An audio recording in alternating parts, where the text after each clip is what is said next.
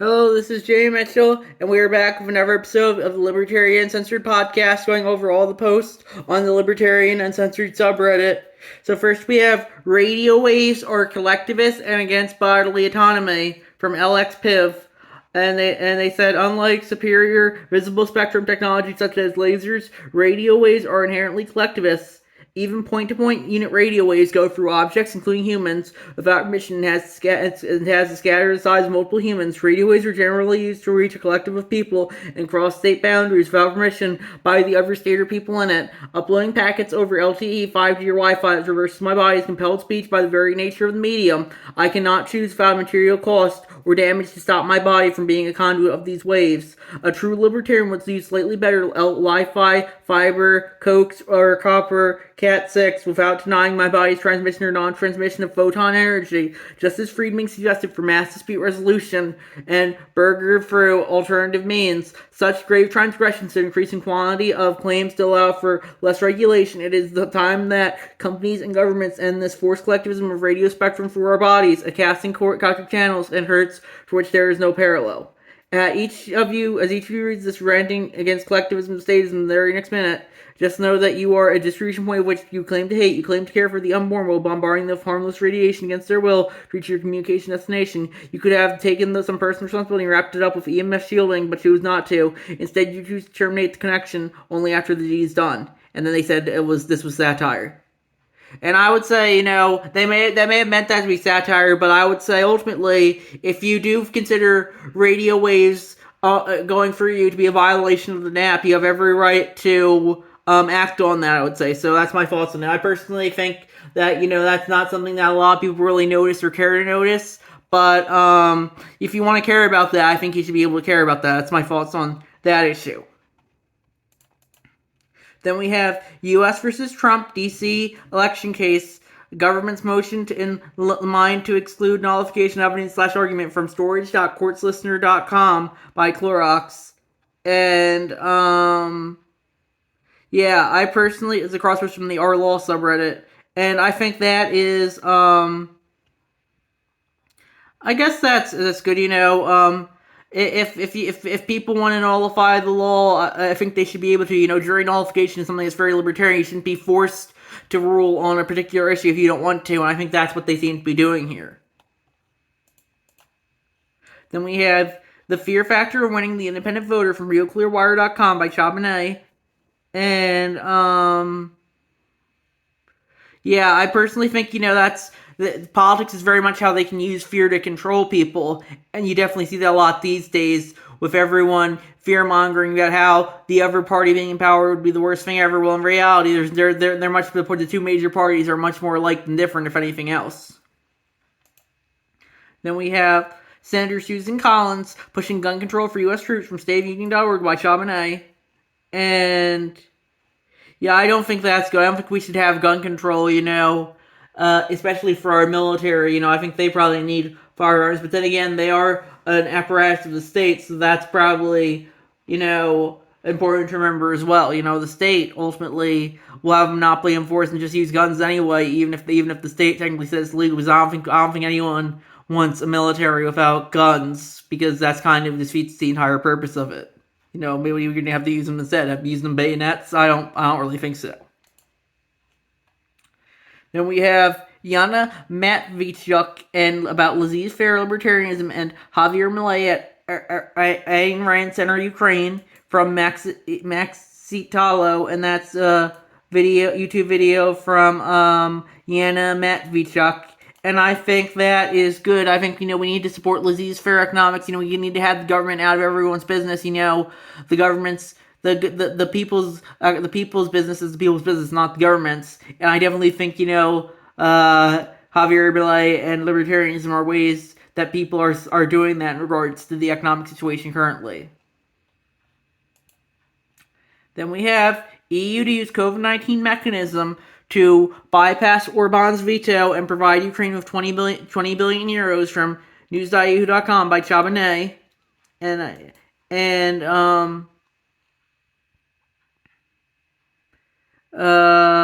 That's ultimately. I don't really care for a lot of Orban's authoritarianism, but I don't care for a lot of the EU's authoritarianism either. So that's my thoughts on that issue.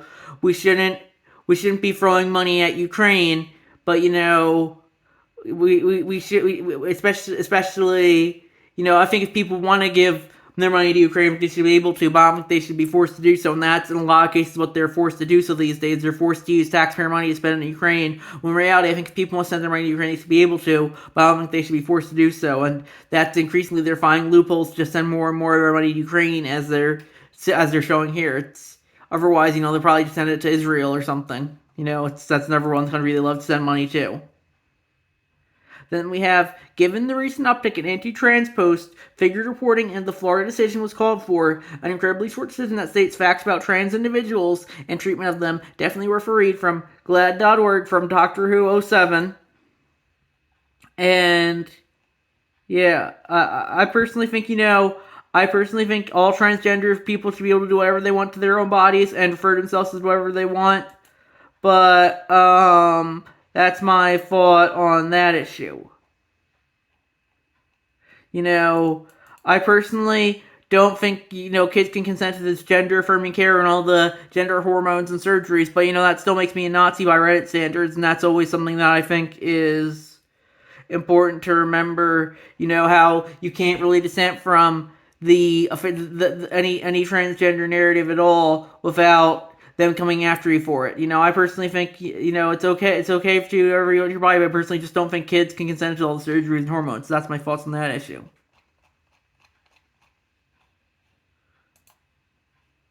Then we have how Florida cut red tape to fast-track hurricane repairs from Reason.com.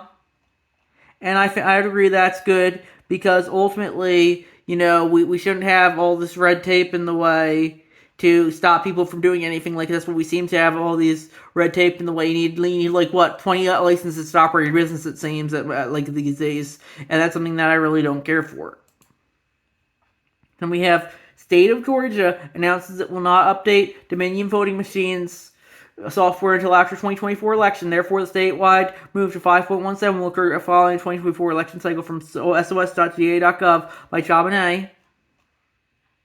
And I personally think I think they should probably upgrade to the newest technology as soon as possible. But then again, I don't think any Democratic system of voting, people are going to call it rigged regardless, so it doesn't really matter, If they want to use whatever voting system they want, they should be able to. But I think if people want to think it's rigged as well, they should be able to. So that's my thoughts on that issue.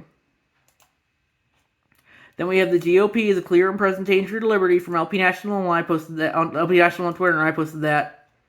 And I said that was their reply to the text that said, "Oh, we want to be on the Texas nationalist movement for the Texan secession for the United States." And Texan Independent said, "Oh, we want to be on the GOP ballot, and we have the signatures to get on there." But the GOP said no, and I said, the GOP continues to be anti-secessionist, going all the way back to their founding in the 1850s, yet they promote themselves as the party of self-government. In reality, they're no better than controlled opposition at best.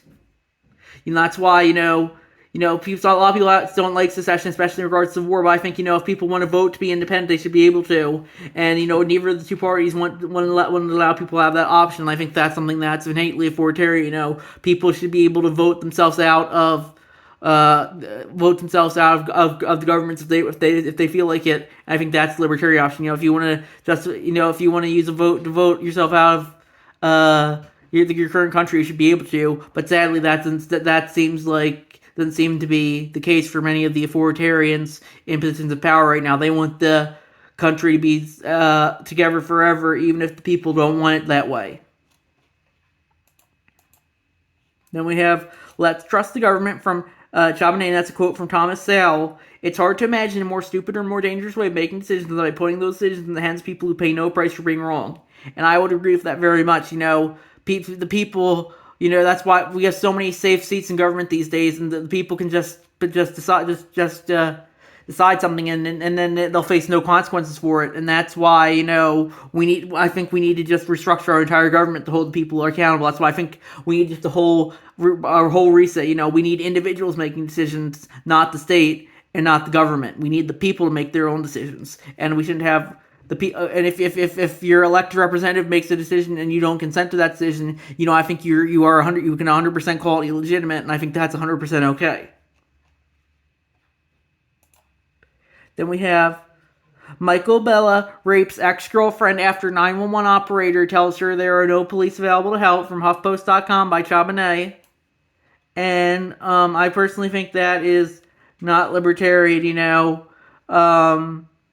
You shouldn't be justifying rape, and I personally don't care for the police, but I think they should have probably intervened there, even if I don't really care for the use of state force.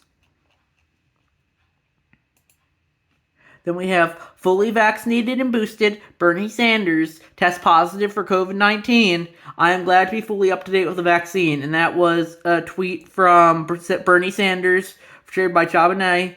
And I think the thing is that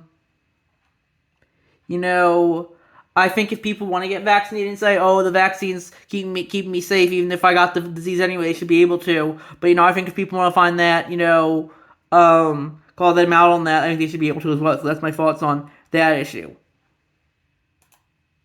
Then we have California's new minimum wage is predictably killing food delivery jobs, from Reason.com by 2000 Time a Charm. And I agree with that very much. We talked about that in the last episode. I think, companies should be able to pay whatever minimum wage they want. A state enforced minimum wage is overly authoritarian, and that doesn't, that the state shouldn't be telling people what they can and can't do, and that the minimum wage is one of the examples of them doing that. Then we have, as Lee says, it's all done by insisting, as every censor does, that the speech they want banned and punished is generally dangerous, hateful, and harmful speech. There is this pro-genocide, we just misgender. They want massive right erosions in the West to protect Israel. From the great Glenn Ringwald on Twitter, and I posted that, and I said, everyone says they support free speech until it comes to stuff that goes against their narratives. A lot of, as he said in that tweet, a lot of the right who says, "Oh, we're pro free speech. We need more free speech as possible. We're justifying censoring people because they said negative things about Israel." And now, I don't think that's libertarian. Libertarians support every free speech. All the words you want to say, you should be able to say, even if they might offend someone else. And that's free speech. Free speech includes speech that as Noam Chomsky always likes to say. Noam Chomsky used to say, if we don't support speech we despise, we don't believe in it at all. We don't support speech at all. If we don't support free speech we despise, we don't support speech at all. And that's something that's, I think, very important. We gotta support all words, not just the words that you agree with. Then we have, is the use of state force ever justified? And that was a self-post that I made. I said I would say no, even in cases where it's being marketed as the lesser of two evils, example, U.S. Civil War or World War II, that doesn't make the use of it correct. State force is something I view as inherently authoritarian regardless of the justifications for it. My example is if someone breaks into your house at night and you call the police to help you, I think that is going to be inherently collectivist, even if it's going to benefit you. Remember, the libertarian perspective is self-sufficiency, and in that instance, it would be being able to provide for your own self-defense. So I think, it's good to get some help, but I think if you should be able to be self-sufficient as well. So that's my thoughts on that issue. Then we have technology, not politics or dependence, solves climate change, from 2000 Time a Charm, and that's linked to a humanprogress.org article. And I agree, that technology, humans will adapt to the climate change, and just like they have adapted in the past. And I think that's why it's good. The issue's kind of just exaggerated, and it's just going to be a moot point as time goes on. Then we have Nothing the Government Does is Free, from Cattle Dog Curmudgeon, and that is a crosspost from the economy subreddit. And it says, Javier Milei just passed the most sensible law in world history known as Articulo 209. From now on, governmental institutions can no longer use the word free to promote any site service or function in municipal provinces or at a national level. Milei considers the use of the word free a lie and feels citizens should be lied to since the service is always paid by someone, typically tax dollars. I'd agree very much with that. There ain't, as libertarians like to say, Tanstoffel, there ain't no such thing as a free lunch, and everything has to be produced from somewhere. Nothing is really free. Then we have Argentina's president, Javier Milei, signs decree slashing 5,000 government jobs. Most government workers hired since January 1st this year won't have their contracts renewed, from the EpicTimes.com by Chabanay. And I think that is good, because, we shouldn't have to justify the state employing as many people. We should have as small a government as possible, and that would be more libertarian, since the smaller government it is, the less it can intrude on your rights. Then we have more chickens coming home to roost in Cali, $68 billion deficit from Reason.com by 2000 Time of Charm. And I agree, that's not very libertarian to have that much of a deficit. Then we have Biden again staying at St. Croix home of wealthy friends from NYPost.com by Chabanay. And I agree, we shouldn't be giving our taxpayer dollars to this guy who's just staying at his friend's house. So that's my thoughts on that issue. Then we have Trump will remain on Colorado 2024 ballot unless SCOTUS rules otherwise, Colorado Secretary of State. And that's a tweet from the Charlie Kirk. And I personally think that is, I think that's probably the way, I personally think, we shouldn't be kicking people off the ballot if they meet the signature requirement to be on. And I don't really like Trump, but I don't think we should be just fine using these crazy legal theories to force people off the ballot. I think if people want to vote for someone and they're on the ballot, they should be able to, and that's my thoughts on that issue. Then we have federal judge okays new GOP drawn congressional map in Georgia. U.S. District Judge Steve Jones says a 15-page order that the General Assembly fully complied with the October order that requires the creation of a majority black congressional district in the western part of Metro Atlanta, from CBSNews.com by Chabanay. And I agree that's something that's good. I guess, ultimately all maps are going to be gerrymandered to some extent. So hopefully we can come to an agreement on the congressional maps like we did here more often. And I think that's going to be it for this episode. I'll see you guys next episode. Bye.